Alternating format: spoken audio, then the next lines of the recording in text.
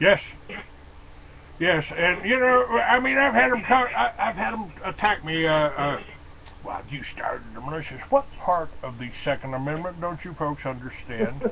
That's the only thing it says. And And I gotta tell you, if what they somebody just come and don't take understand. away, I've got 6-foot rattlesnakes out here once in a while. What am I going to do? Scare them to death? I got a 12 gauge shotgun that works a whole lot better. You're not taking my weapon. Yeah, I'm starting the second half. My guest is Dr. Jake Wade.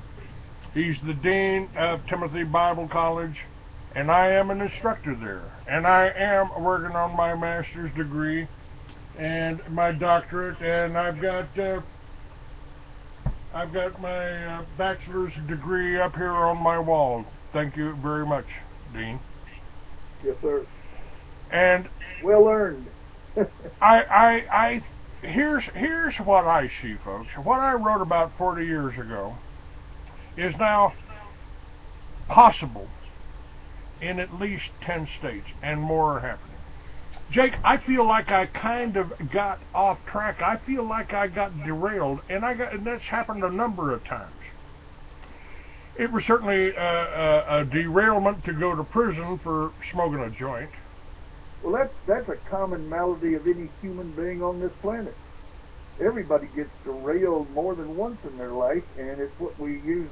I think you said it. It's what we have to grow from. You don't dwell there. You grow and go to the future.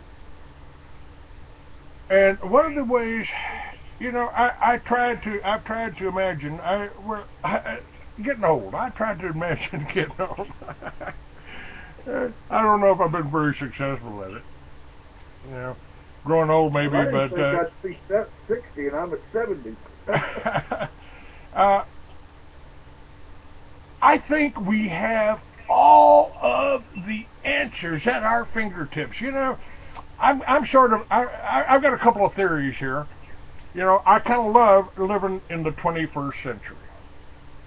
And one of the things 10 years ago that I did with Liberty Villages is say all of the charm of the 19th century with all of the convenience of the 21st. Oh, I like that. That's good. And the whole idea of Liberty Villages is getting back to being self-sufficient. Amen.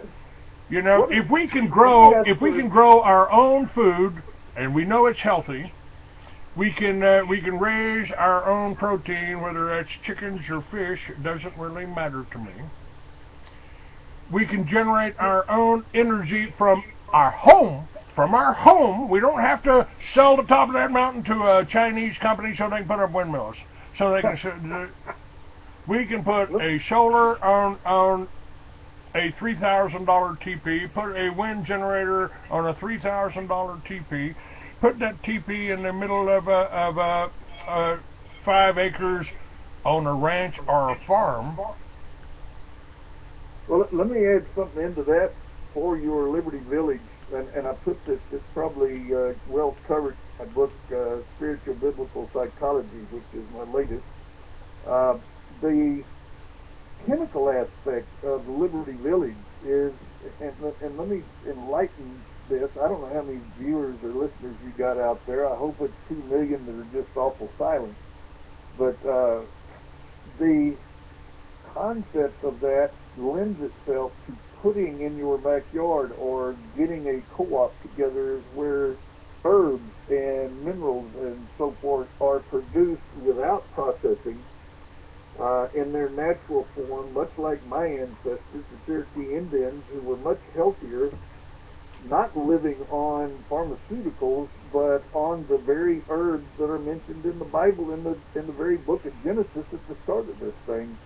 We would be a health. You mentioned protein. That's what triggered me. We are not getting enough real protein in this country. We don't get enough magnesium, enough, iodine. I can give you a whole list that we don't get because it's processed out as these things we eat from the grocery store, and even worse, the fast food joints. They're processed out so that there is no real food value to them. you will have a healthier society in a Liberty Village because they'll be producing these needed ingredients right there. Jake, they have written it in stone. They want to reduce the world's population to a manageable 500 million. That would be 1 million elitists and 499 million slaves. Well, a lot of them are ready to die now because of the lack of good nutrients and pharmaceuticals. But there are, in the older, on the retirement homes and so forth, people in there that I've heard doctors ask them, "Oh, you're not taking at least 5 drugs?" It is a very well educated, scheduled, and laid out process of euphemism, if you want to put it that way. They are killing these people, and it's not killing them, making them comatose. They don't even know who they are anymore. I have a lady friend that has a heart attack about every 2 or 3 months, has pneumonia 1 or 2 months, and she's on so many drugs it takes a suitcase to carry them around. My mother and grandmother were drug addicts. My mother was on pain pills. My grandmother was on sleeping pills. I thought she was just old and feeble until I took one of her Reds. My wife and I have distanced ourselves from that whole industry, and I think Kay would sit here and tell you the same thing. We are getting healthier by the day. The further we get away from that crap, the better we feel. You know, I when I got out of the hospital, I mean, they kept me drugged for 3 months, folks. 3 months. I walked out of the hospital, and they told my family, now make sure he takes this Depakote, and don't let him drive, don't let him go anywhere, don't let him do anything. Play is chemical control, well-designed chemical control. My response was, the only thing I need is a joint and a Harley. Leave me alone. That'll work. Well, can I make a Christian Patriot statement? Yes, sir. Yes, sir. And this is to, I like I said, I hope you've got 2 million listeners listening, but if you are a Christian Patriot, and a lot claim they are, do the right thing. Change what we're doing. Put an honest Christian Patriot in the White House, and then we're going to have to get him some people to work with him other than those folks sitting up there in Washington spending our money and finding ways to do things that aren't constitutional. He is still in the running. He's got delegates, and if I look at the numbers right, 33 votes out of well over 1,000 in delegates is not going to put anybody in yet, and I noticed his showing has beat many of the other guys in these little local things. So he's not out of the running, and he's smarter because he will tell you in a heartbeat, I'm going after delegates. Well, when the final count comes, the delegates may be adequate to put him in. But we need to, as a people, stand behind him and put other people in that will help him get us turned a different direction. The Tea Parties are calling, you know what the Tea Parties are calling us? They're calling us Paul bots. You know, they're making up names like, you know, McCarthyites, you know, that kind of thing. If you're talking about the truth. Well, that's what we are, and that's what Ron Paul is. That. I like your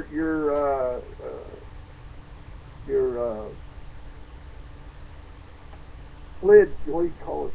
Your 2 wings of the same bird. Yeah, you call it. I can't even remember it right now. Your pledge. Your oath keepers. I like that. Yeah. I took an oath to defend the Constitution against all enemies, foreign and domestic, when I was 17 years old, and there was no expiration date. Now, when I'm talking about the Jews in office, I'm talking about spies. I'm talking about dual citizens. I'm talking about somebody with a dual loyalty to another country. And I don't care. Again, you know, Jake, I said the Constitution really protects you. If you want to bang your head against that Wayland Wall, knock yourself out, man. Amen. Don't expect me to do it. Can I throw 2 biblical things in real quick? Absolutely, sir. That in the time of Joshua, when they sent people into Jericho, Those people went in for reconnaissance, and God said, when you are given this town, burn everything to the ground, get rid of all of the idol worshippers, and as you go through this country, do the same thing. If you take them in, do not take in their politics, do not take in their culture, do not take in their idols. What happened was the same thing that happened in this country. They got weak, they got tired of fighting, they got tired of playing by the rules, and they began to just allow those other types to assimilate in and bring with it their culture, their idols, their problems. And God told them in 2 Chronicles 7:14, if my people that I have called to be my people, or have claimed they're my people, would bow, pray to me, change what they're doing, and realize I'm still supposed to be in charge, I'd change the country back and I would heal the land. That ought to be our prayer today. We got the same problem. We're doing the same thing all over again. We have I don't mind us being a melting pot. I don't mind us saying we will tolerate whatever religion, but stay in your mosque. Don't try to cram it into my church house or my little church group. We're going to meet Sunday outdoors under a tree. We don't need a building. But don't come in there and set your Buddha idol up on my platform where I'm teaching from and try to influence what we're doing with that. You can have Buddha all by yourself. I will not bother you. We're in a country where I must leave you alone if you don't agree with me.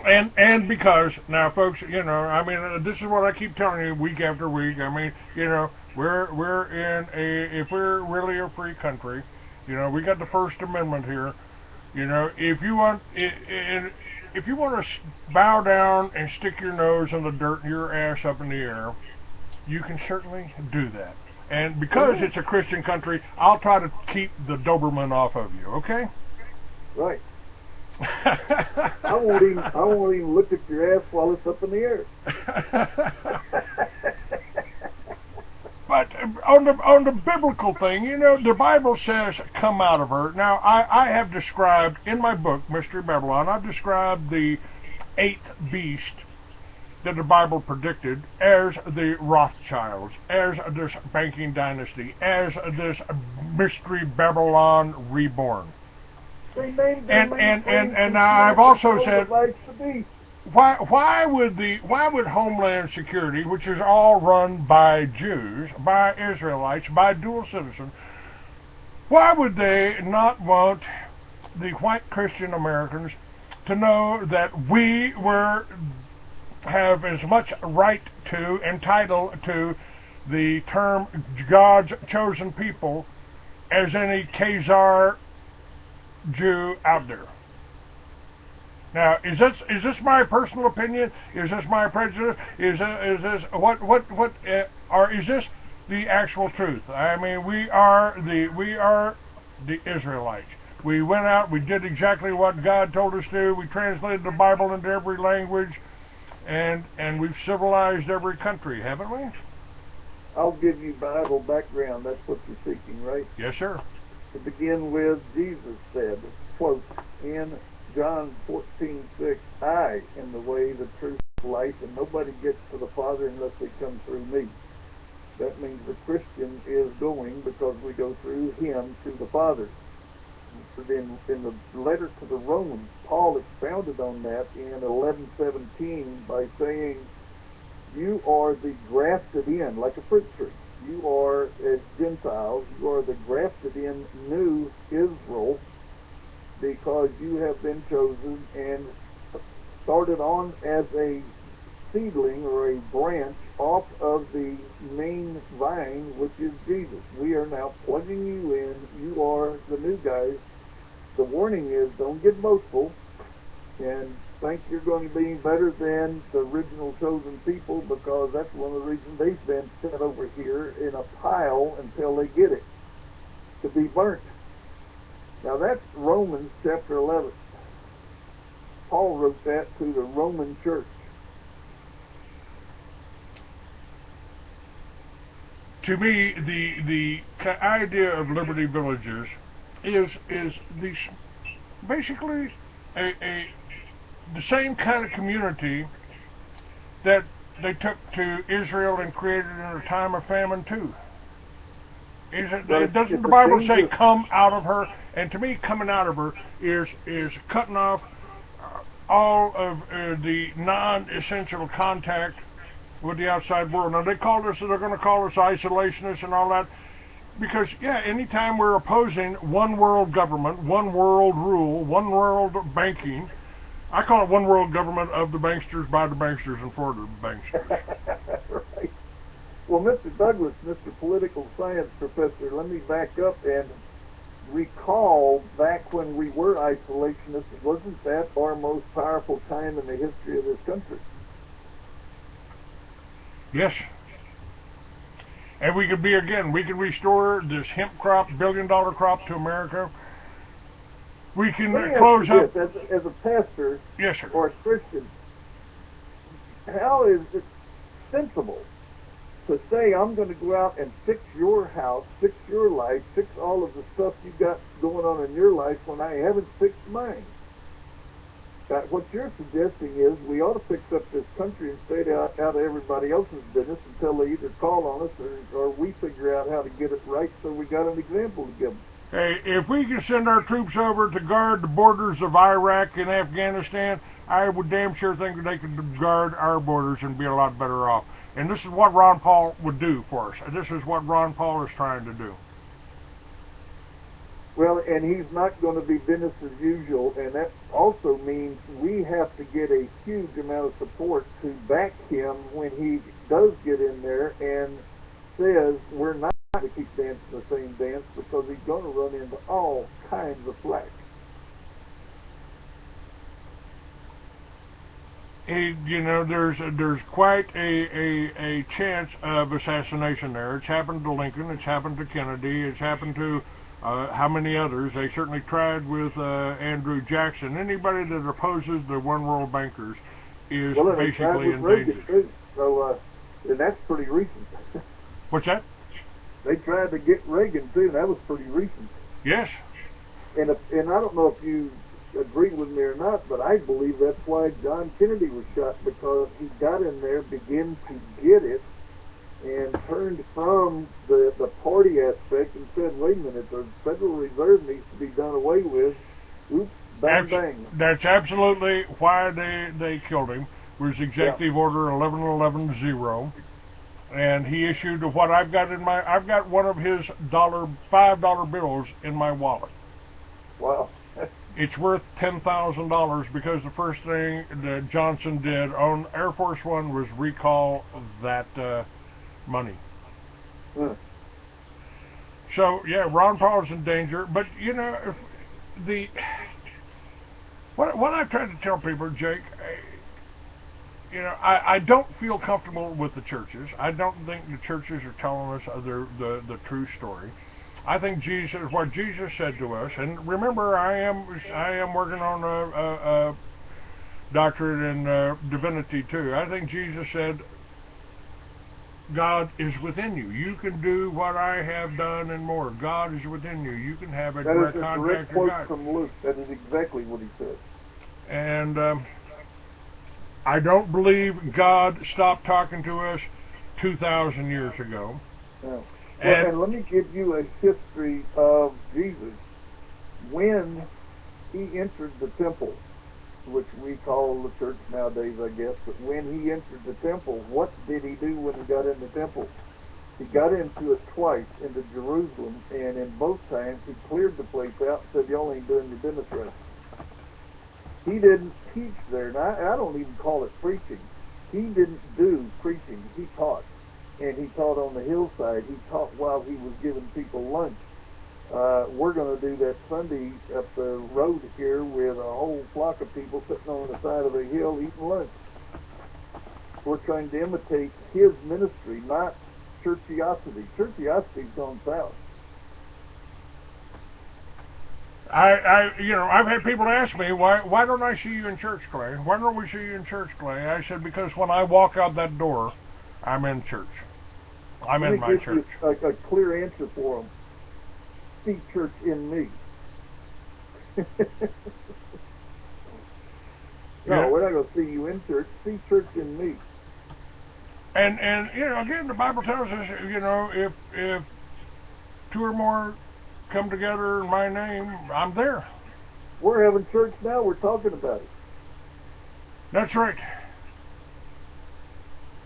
And that's one of the things I promote about you when I talk to other people about you, is that Clay Douglas is the whole package. He is not afraid to put the Bible under everything that he is out there talking, teaching, preaching about.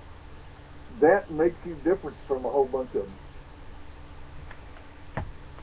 It also scares people.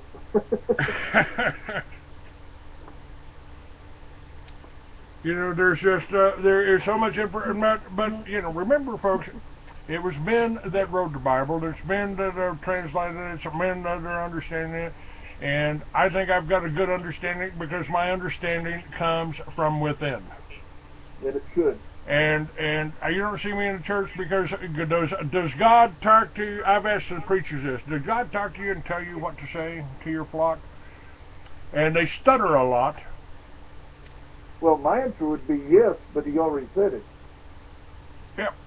I opened the book where he has it written down, and like you said, they had men translate it, so I go back to original language, I go to other commentators, and I realized that sometimes where they made the breaks was not beneficial to the understanding, and the Greek doesn't lend itself to the English translation, but 99% and the general overview of the King James Version still works. Yes. It's up to us who are going to spout it to other people or teach it to other people to make sure that we got all T's crossed and dots right. One of the documentations, and I talk about this in my book, Mystery Babylon. The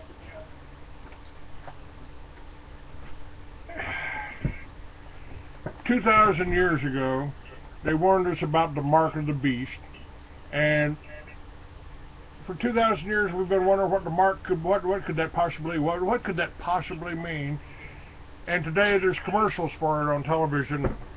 George used to forget his medications, but now we got this little chip here, this little health link, and now he doesn't even have to write a check to the doctor. The doctor can just take the money right out of his account. Right. And that's so it's happening right now. I have another theory here. I wanted to ask your opinion on, Pastor. Okay. Pastor, what if we had been we've killed over 140 million people this century, most by their own government, and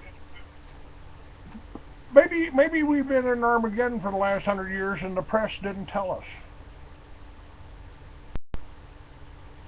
And what is your question? Could that be possible? Could we be in Armageddon right now? Are we fighting this war between principalities right now, the good and evil? For the last 2,000 some years, amen. Yes, sir. All right. Absolutely right. We have, again, it's churchiosity, religiosity, whatever you want to call it, and my friend Butch Paul from West Virginia will tell you it has been so prostituted that he calls both preachers prostitutes. But that aside, what has been done is they have promoted and taught it in the seminaries or cemeteries, whatever you want to call them. They have taught, we're waiting on a 7-year tribulation period. We're waiting on the rapture. We're waiting on all these other things. That's not what Jesus said. Jesus said this thing's going to get fulfilled beginning today, and we try to believe that our generation is the only one that's important. He said these things will be fulfilled before this generation goes away, and he's talking about what's called the church age. Yes, Armageddon. Discover what's really going on in the news that mainstream media won't tell you. Are you frustrated with your elected politicians? Get the news behind the news at truthradio.com. At Truth Radio, you can listen live or listen to a large selection of archived programs on demand. Listen when you want to. truthradio.com. The truth is out there. All you have to do is open your mind and listen. There are some things in life we... All right, let me get this off here. Granted, Okay, without really understanding. got that off here. And hold on to you for just a second. Let me try to get that off.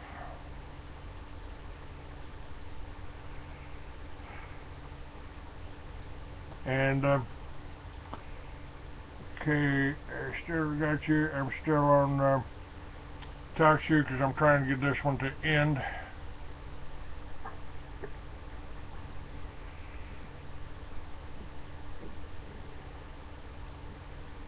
Jake, I really appreciate having you on my show, but you know what I'm thinking here is that let me get this done.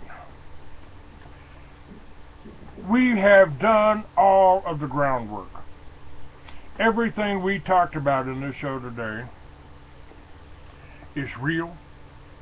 It's doable. And there's dangers in it, you know, because, yeah, they're going to call you names. Sticks and stones. Well, Jesus said you're going to be persecuted if you try to do this my way.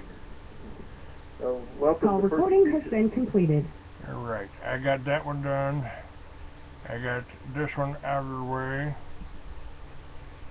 And I'm still recording on this one. Dr. Jake Wade has been my guest today. We've got everything. You've got the schools. You've got the colleges. I mean, and here there's another one of my opinions here, real quickly.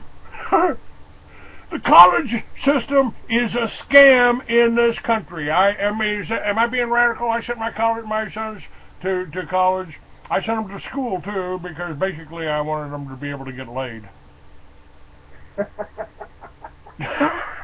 Well, this thing, you talk about trickle down, this thing started at college. It didn't start in the elementary school. This started years ago in college with people who brought communism to teach at that level. And it's been taught in the college for years. Yes. And that was they talked about that over 50 years ago, or 100 years ago. We go into the grade schools, we go on up, we take over the education system, and that's what the NEA is. But they're charging these people thousands of dollars, and Jake, I didn't learn to read in school. I didn't either. And when I went into the first grade, I was teaching the other children how to read. I was helping the teachers. I read every science fiction book in the Fort Worth Public Library before I was 14. We have so crippled our young people with the system that they're under that it is amazing to me. We have, you talk about things in Bible college, we have high school programs beginning at about age 8, and it could be earlier than that, depending on the child. But the concept is it's on the CD. There are DVDs that go with it. There's it can be done at home. In we used to have on our wall in our little schoolhouses. Why is it take the public school system 12 years to do what our school can do in 100 hours? And that's probably even stretching it, because if the child, like you were, are self-motivated and intelligent enough, all they need is a little bit of material to work with, and they go to work for themselves. They teach themselves. They go to the mentor when they need some help. They don't